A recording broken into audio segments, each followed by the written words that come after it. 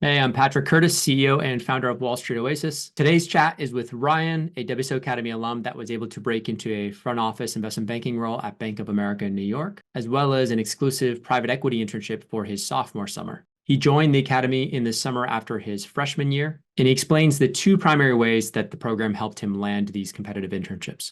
Enjoy.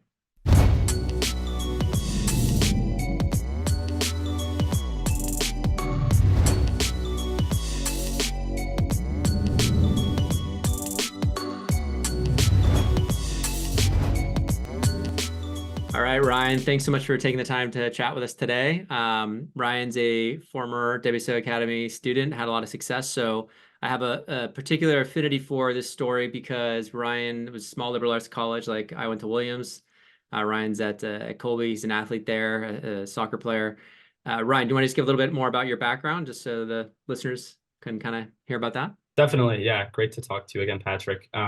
So my name is Ryan Stewart, and I'm originally from the Philadelphia area and really decided to attend Colby because of the combination of the academics and the chance to play on the men's varsity soccer team, which has been a great time so far.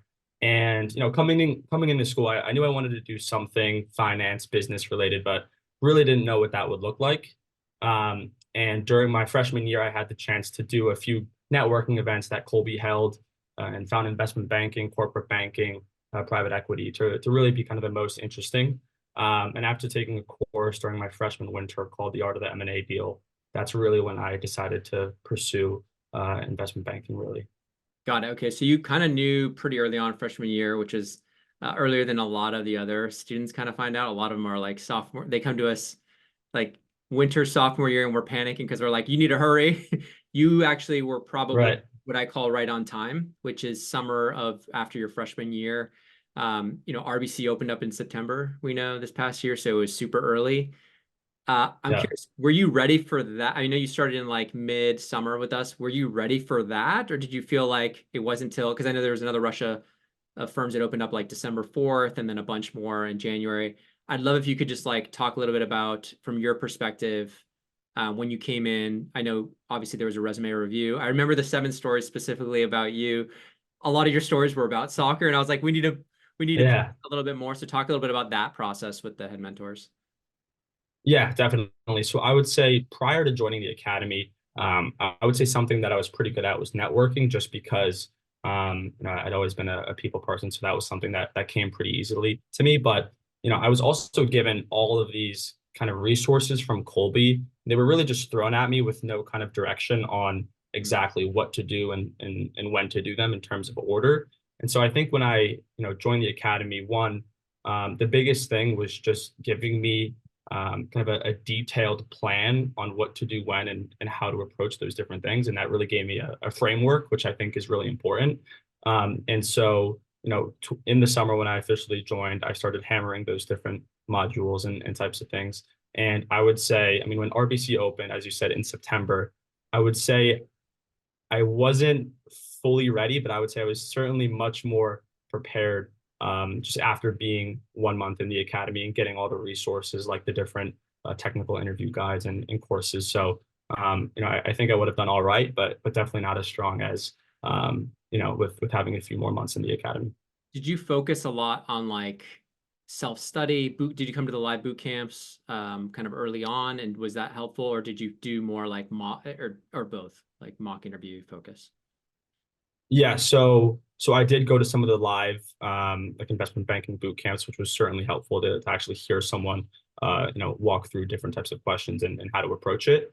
And I think the two biggest things for me was the courses, so both the investment banking and private equity interview courses, because during my sophomore fall, I was also interviewing for internships for my sophomore summer. So I was kind of balancing both having to recruit and be able to network with people for my junior year summer and also for my sophomore year summer.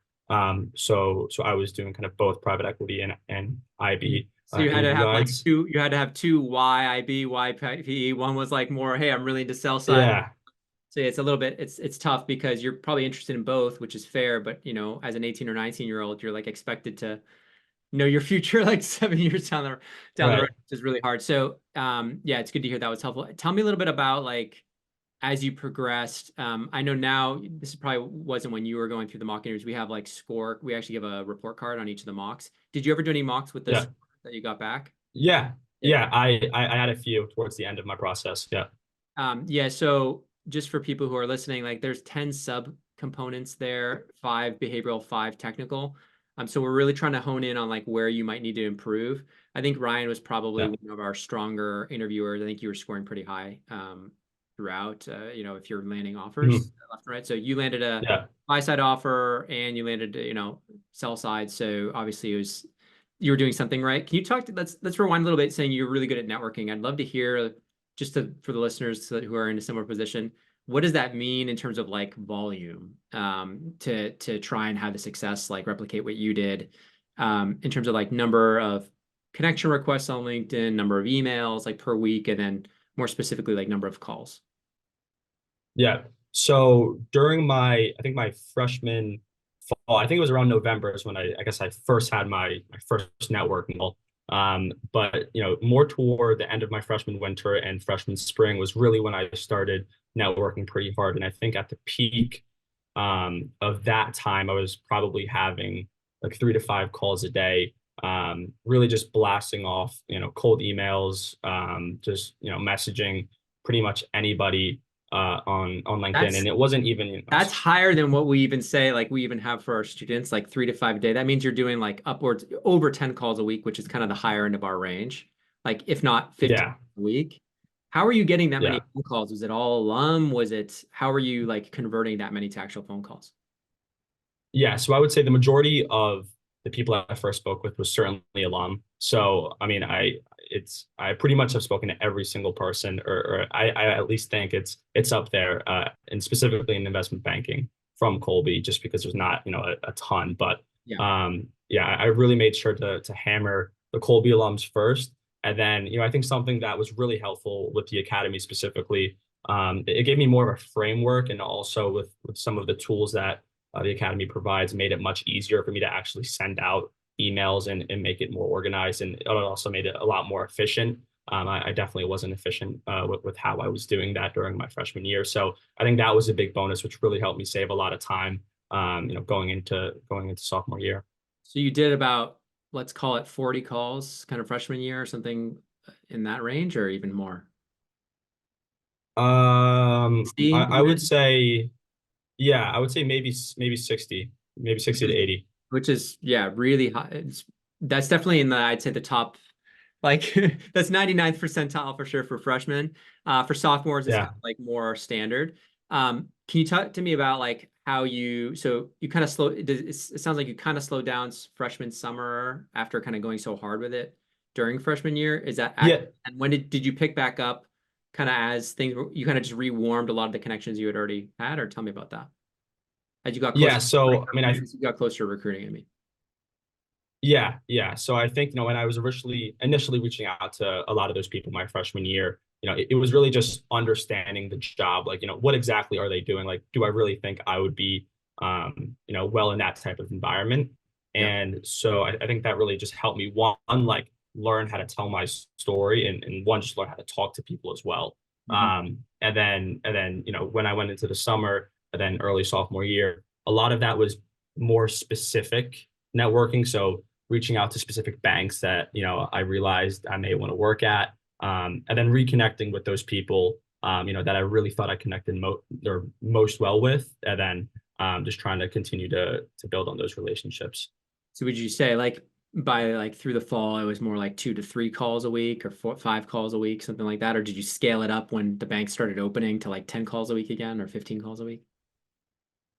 I would say it would probably be in like the 2 to 3 calls a day. I think the Yeah. most I was doing was during my freshman spring, because that's when I just kind of Yeah. hammered as And many people as I could. But I was much more I'm focused. sorry to harp on this. The reason I want to do that so much is because I do think you're one of the better like networkers taking it really seriously and realizing how big of an impact that has. And I want people to hear the Yeah, numbers and realize, yeah, okay, that's a great bar to shoot for, because a lot of people will be like, why do I need to do this? My resume is really strong. Sometimes you'll get kids at target schools.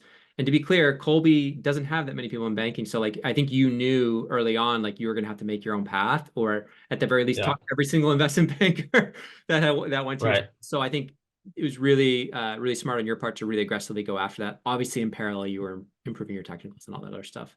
Um, but yeah, I mean, do you want to share the And out? You want to share the outcome with the listeners so they can hear kind of what happens when you take it seriously? Yeah, certainly. And just to harp back on that networking point one more time, I think one of the biggest things that also helped me was actually being able to get to New York a few times and meet with these people in person. I think that for me was probably the biggest differentiator compared to a lot of my peers. So during my freshman summer after I joined the academy, someone had mentioned to me, maybe try to go up to New York for a weekend. And I was like, that's a pretty good idea. And that's literally what I did. And I just texted, a lot of my contacts that I was closer with, some of the more younger folks. And I was able to meet up with, I think, 4 or 5 people from both Bank of America and Goldman Sachs. I got to go into each building. And it was really just, an amazing experience. And then from there on, kind of you put yourself into a different type of category with those types of firms, because not a lot of people, especially from Colby, would be doing those types of things. So You're I more think that memorable. also, Yeah, you're more memorable now. So yeah, exactly. you're the person they've actually met face to face, gone to coffee with, and had a chat with, and they see you're a good guy. They see that you're a hard worker, obviously from a small school, trying to break in. So that's great advice. Yeah, And then yeah, you want to share the outcome, obviously the celebratory outcome. yeah, no, Oh, proud of definitely. you. So yeah. So this summer I'll be working at Grant Partners, which is a middle market private equity firm in the Philly area. And then for my junior summer, I'll be working at Bank of America in their investment banking division.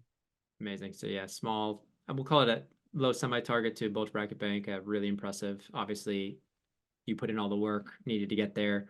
Ryan, any other kind of final last words of wisdom for anyone kind of freshman year, sophomore year, similar in your seat, small liberal arts college or non-targets? Anything else besides going to New York? Yeah, yeah. I mean, I would say, if you really want to work at any of these places, you can totally do it. It's not about being at a target school. It's about making sure you're utilizing all the resources you have, and ultimately just being able to work harder than everybody else. So I would say that's the biggest takeaway from my end. Awesome, Ryan. Well, I appreciate you taking the time, sharing your story with everybody. Thanks so much. Of course, thanks, Patrick.